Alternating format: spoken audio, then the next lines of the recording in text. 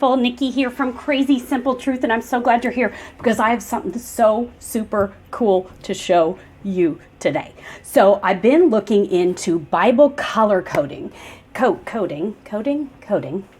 Okay, first of all, the cat got my arm and I had this scratch and it was like bleeding before I started the video. And oh, wait, I don't have a cat. I don't know what got my arm. Anyway, have no fear because washi tape is here.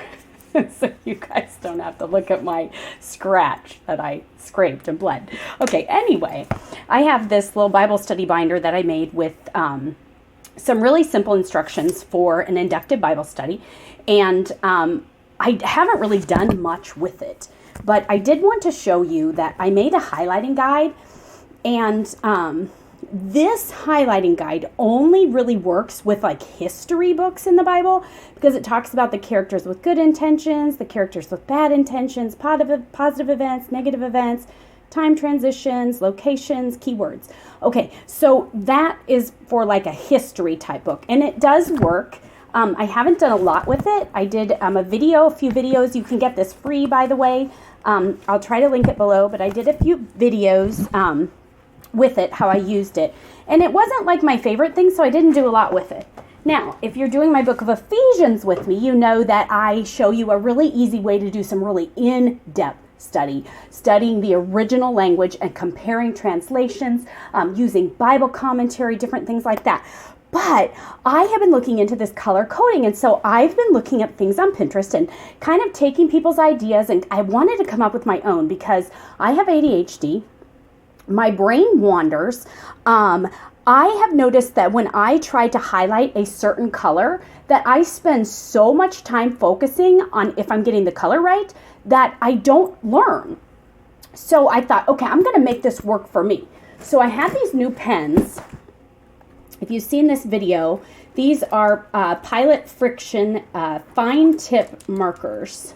Let me pull them all out here and I'll show you what I'm doing. So you probably saw the thumbnail, which is the picture at the front of the video, and that might be why you clicked on this video. So here are my little, there's a black one somewhere. Black pen. Okay, so I made all these little cute labels, and I picked colors that I wanted to go with them all. So they all start with the letter P, and I've labeled them all, and I ended up doing it differently than what I ended up labeling it. They're coming off. I ended up doing it differently. So I'm not going to show you these colors specifically. I'm going to show you what I did with them instead, because I started to do this with these colors, and some of the colors stand out more than others, and some of them you're going to use more often. And so I wanted to use certain colors based on how often I was going to be using them and what they were going to look like on the page. And so I ended up redoing from what I had here. But here's the thing that's cool. I figured out 10 words that start with the letter P. So you need 10 colors. Let me see if this is all 10 of them. 2, 4, 6, 8, 10. Okay, you need 10 colors. You do not have to have these pens. In fact, I actually like the way that these Papermate Inkjoy, just regular ink pens, work because they're brighter. But I also love my Parku erasable gel pens because they're brighter, but they erase. So these erase, which is why I like them. And they have the cute colors, and I was able to put stickers on them. I may redo these stickers sometime, but what I found is when they're in my little bag, I'm not looking at what the sticker says anyway. I'm just grabbing the color. So I made myself this awesome little card, and I'm telling you, this is so fun. I had so much fun doing my Bible study this way. I cannot wait to go through one of the books of the Bible with you to show you how I do this, but I'm going to just pull out a page here that I did.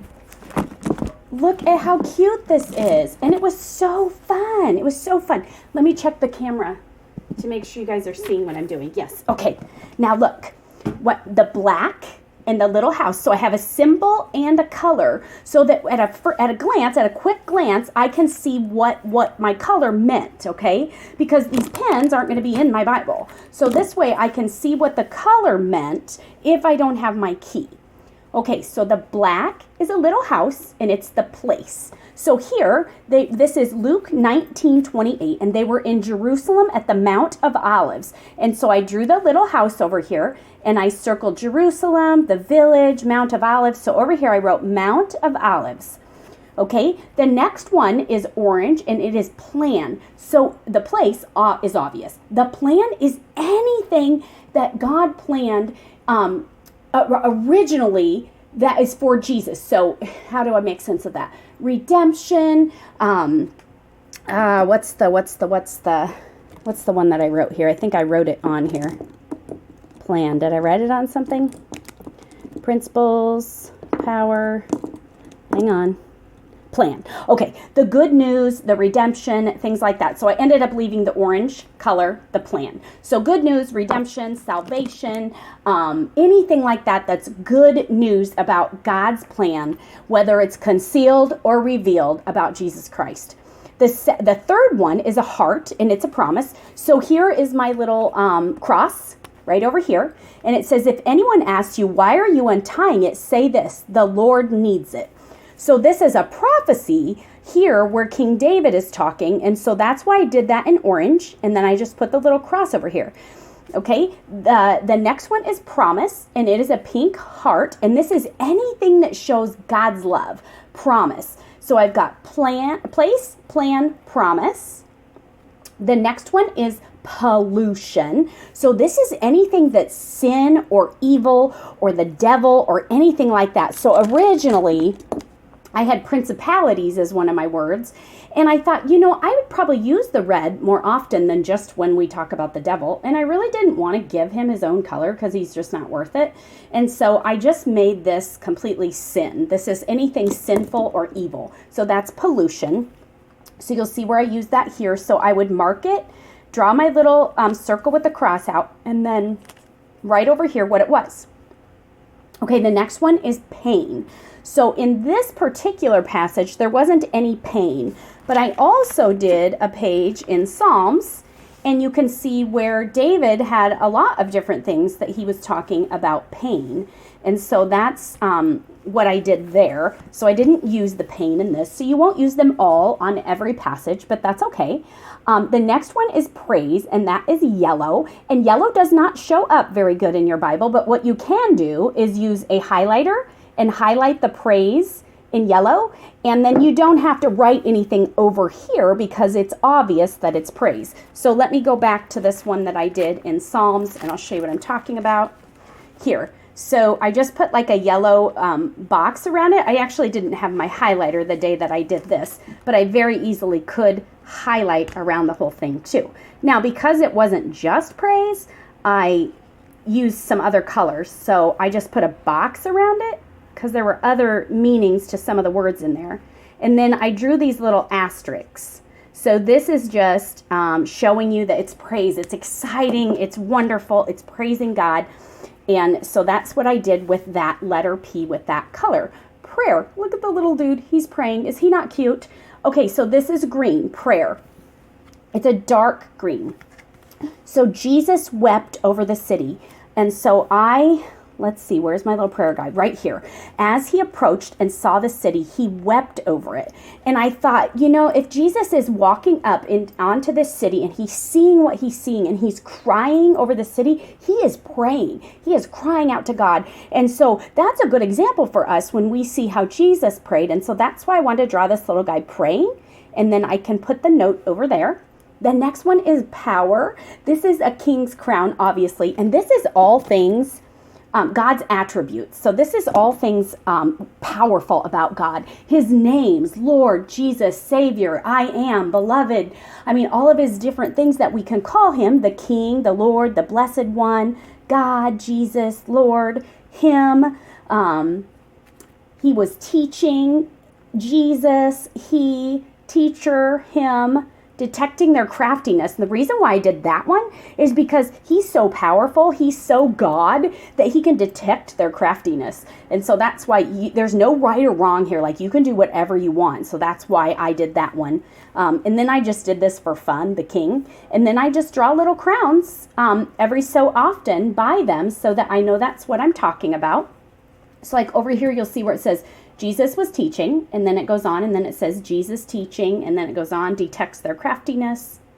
Okay, the next P, so these are 10 P's of Bible color coding, and I absolutely am in love with this. The next P is principles. So these are laws, commands, rules to live by, principles for life, and I did a blue heart because they are important. God's promises and his love are important, and what we need to do to, what we need to live by are important. And so those are going to be the light blue, and you can see where I don't have any of those on this particular study. There were none that I could come up with anyway. Like I said, there's no right or wrong answer. But here, I have one over here. I need to keep the ways of the Lord on my mind so I can keep myself from sinning. And then this one says, I must be faithful, blameless, and pure. So on that whole page, those are the only ones that I came up with that were principles to live by. So that you can see where some passages will not have these on them. The last one is people, and this just is a little light green guy. And when you're doing history books like this, you can see where you use people and places a lot. And so I have a whole lot of little people marked off and drawn. And then if you kind of read through it, you'll see that it goes kind of in a story. So the Mount of Olives, Jesus, he's talking to the disciples and the Pharisees in the village. There's a donkey. There's miracles. The Lord, the King, the Blessed One. The Pharisees are complaining. Jesus wept over the city. Jesus' plan concealed. So this is David's prophecy about Jesus, and that's his plan. So I put the cross with the orange. The Pharisees are being hypocrites, and so that is sin. The temple complex is the place. Those selling in the temple, those are the people down here. Den of thieves. So Jesus called it the den of thieves, and so all of this is in red. Taught in the temple, so that's his plan. That's his plan. He was made to teach in the temple and teach these people this thing. Now you could have also made that his power, but I made it his plan. There's no right or wrong. And then there's the leaders, the people, and they wanted to destroy him. So that is sin too. So that's the way I did it. I absolutely love it. Now let me tell you something. These are not my absolute favorite pens, and they don't write very bright. So over here, I actually ended up using either my Parku gel pen or my Inkjoy Papermate Inkjoy, and I traced over this to make it brighter because I didn't like the way it looked. Now, I was in the laundromat when we were doing this because we live in an apartment, but so I didn't have all my tools with me, but you could use the highlighters instead of so like there was no dark blue on this one, so I'd have to go over here where I had dark blue, and then I could do like the ropes of death. I could use my blue highlighter because David was sad. That's a pretty dark highlighter, but you can still see through it. So you could use a highlighter. You could use these pens. The reason why I like to write with the erasable pens first is in case I mess up. Because I have ADHD, my brain wanders, and so I mess up a lot. So I like these, and then it seems kind of like a waste of time, but I guess it just helps me meditate more on his word when I take one of these darker colors and trace over it. So it wasn't a big deal to me. Another thing you could use are Crayola Twistables. You could use just regular old cheap colored pencils. Let me see if I can find one right here. So for the orange, I could have did this instead of with a highlighter. I could have just used a colored pencil, which obviously is erasable, which is handy. So I cannot wait to go through a book of the Bible with you with this process. It's so fun, so fun, so fun, so fun. And I'll tell you that you still could do this in depth because there were some words that I came across, I think it was when I was doing Psalms, and I thought, wow, I'd love to know what this is a HCSB. So I remember thinking, I'd love to know what the King James Version says in that, or I'd love to know what the original language says in that. There was one word, delights. He delights. Where's it at? He sees me, he's faithful, his blame is pure. Somewhere. I don't know where it is, but somewhere it says that he delights in us. And so I thought, delight. I would have loved to look that up. I didn't do it because I was at the laundromat. I didn't have my little app with me that I could look up the original language or compare the versions. But you can still do the in-depth study. So you could still learn about who was writing this book, who they were writing to. You could research the history of the people of that time. You could look up certain words and compare them with other versions. But it's just a super fun way, super visual, super hands-on. I think it's great for people who are visual learners, who are tactical learners. Just a great way to really dig into it. I think this would be great for kids. There's no right or wrong. So you can't go wrong. Whatever color you use, you can't go wrong. You just try the best that you can to do the things that you have. So like my 13-year-old son has autism and he's delayed in some areas. In some areas, he's completely advanced. And so maybe for Bible study for him, something that I could do is teach him to do the people and the place. And maybe we could do the praise. And so he could go through and find those things and he could put the circles and whatever. And then, as I taught him this more, then I could advance that more. And so, one that he could do really easily would be power. So anytime he heard the name of God or his power, like here it says he parted the heavens, he's soaring on the wings of the wind, like that's God's power. And so you could use this for anyone. I think it's great. I can't wait to use it. Let me know if you have a color coding system and what your system is, what color you use for what. And remember that we will do some more with this, the 10 P's of Bible study color coding, and I made it up. I'm almost positive I made it all completely up, like it was totally just me thinking this through. So some of the icons, I suppose you could find somewhere else. I think Kay Arthur teaches inductive study with some icons, and I don't know if I used any of hers or not. I think the crown might have been. I can't remember. But anyway, I got ideas from all different things on Pinterest, and I made up the 10 P's. So, and the colors I just chose based on like how I thought they would look on the page together. So there you go. Hope you love it. I can't wait to do more of it with you, and I will see you later.